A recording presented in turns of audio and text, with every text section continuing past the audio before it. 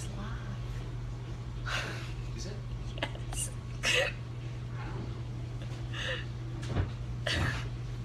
Somebody a heads up. I told you it was live. I just thought you said live about everything. Okay, so hi everyone. I'm trying a new camera angle today so you can see a little bit more of the construction. Hey Ashley. So today I am trying out our Veggie Spiralizer. This was a product that took me a while to fall in love with. I think I just had a faulty one because when I first got it I could not get it to work for me. Maybe I was doing it wrong. Anyway, I've been using it. I made spiralized turnips last week, which they still tasted like turnips, so it wasn't really my favorite. But today I'm going to make spiralized potatoes, and I'm doing this on our rock crawled grill stone. So this is the grill stone, and this is a test recipe. I don't really know how well it's going to do, but my goal is to pop it in the oven either on super high heat, so like 500 degrees, or put it under the broiler and get the potato noodles nice and crispy. So this is them. Isn't that cool? Like, that's potato. Not that you really need help eating potatoes, but I just thought I would try something fun with it. You don't want to do this recipe on your regular pizza stone. If you're gonna do it, oh, thanks for that little heart. That was fun. You don't want to do this on regular pizza stone on such a high temperature because your regular stone is only heat safe to 450 degrees. So I don't want you to break it. So either do it on a lower temperature or get yourself one of these grill stones. So I want to show you how our spiralizer works. I'm sorry that I can't get you closer. It's just the frame is so tight on Facebook Live that it has to be back a good bit to see everything. So you just lift up this spiralizer right here, and then your little fruit or vegetable goes in, and then there's a little prong that you can just kind of position it on, and then you push down and kind of click into it, and then you start to turn, and I'll turn it to where you can see the little noodles coming out. So you just start to turn, and do you see them? Do you see them coming out? Like, there they are. It's so cool. So I'm just going to quickly do this to get all these noodles done. And I'm using a Yukon Gold potato on these because it's like my favorite potato in the world. And then I've got one more that I'm gonna do. And just turn. Does somebody have a question? Oh, Becky, yeah, it is cool. I have to get really close because my eyesight's awful. So we're turning here. And here they are. And I think these would be really fun if it works.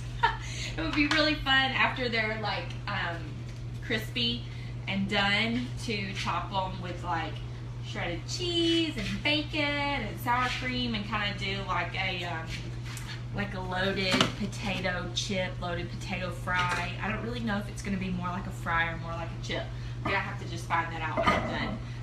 So we've got them all here, and I'm just going to kind of arrange them into an even layer on my pan. And I'm thinking I'm going to blot them dry because there's a lot of moisture coming off of them, and I want them to get crispy. So I'm just going to blot them here. You can hear that on my nice concrete countertops my husband's been working so hard on for me. Then we're just going to spray them with some olive oil. So I'm just going to pump this up. There we go. And then spray.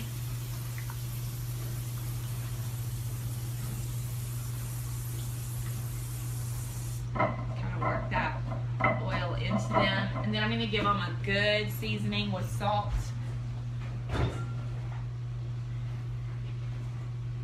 Which my mother got on to me in one of them for not using the Pampered Chef salt thingy, but I didn't know where it was, so I had to use my Costco salt here.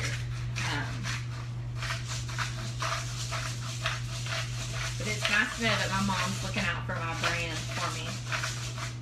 Okay, so good amount of salt on these. I'm just gonna put them in the oven, like like on the top rack, so it's really close to the heating element.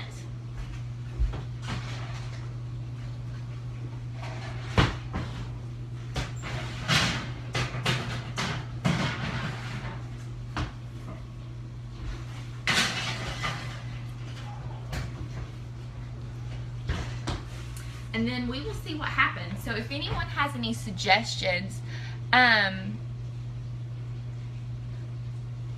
hey Jackie, I'm so glad you're on here live. Heather, I saw your question about keeping them from breaking apart.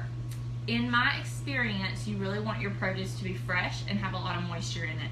So if you've got a potato that's kind of on its last leg, and it's has lost some of its moisture, then it's also going to lose some of its flexibility, and when it comes around that curve to cut it, instead of it spiralizing, it's just going to break off. So make sure your produce is fresh and has a pretty high water content. If anybody has any suggestions about things to do with my little spiralized potato, I would love to hear them. What I am also having for dinner tonight, I have made some fresh coleslaw. We got cabbage last week in our little CSA box. Oh, thanks for that like. In our little CSA box, and so I went ahead and shredded the cabbage with our veggie strip maker right here. You just run the cabbage back and forth on there, and it gets it into a nice fine grate for you. I'll go get that to show you.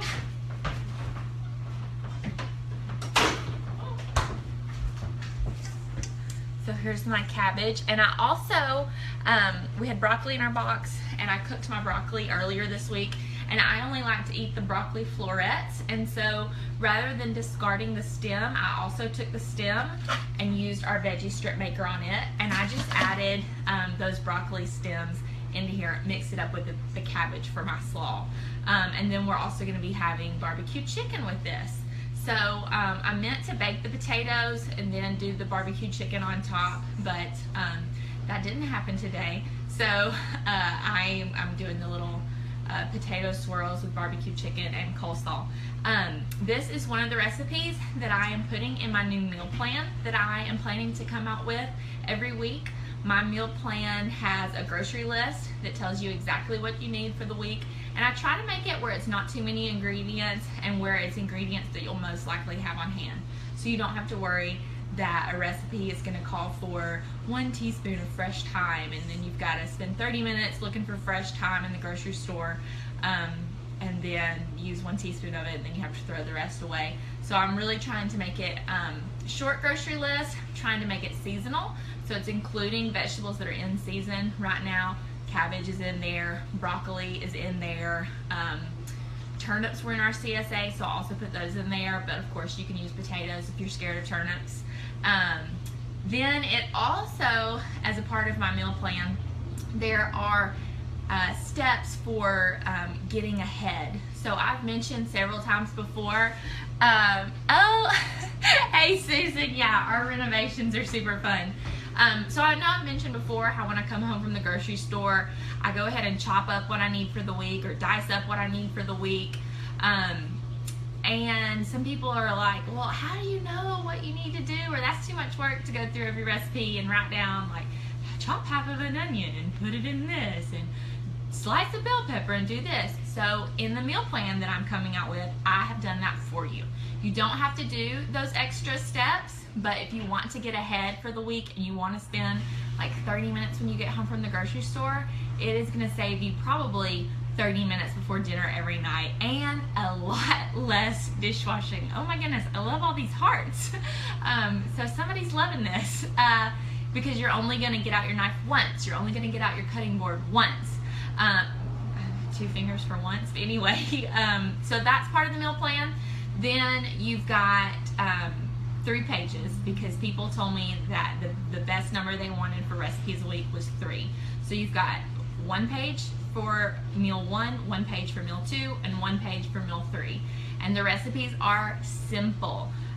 One of the nights you're grilling steak, you are steaming broccoli, and then you're roasting potatoes.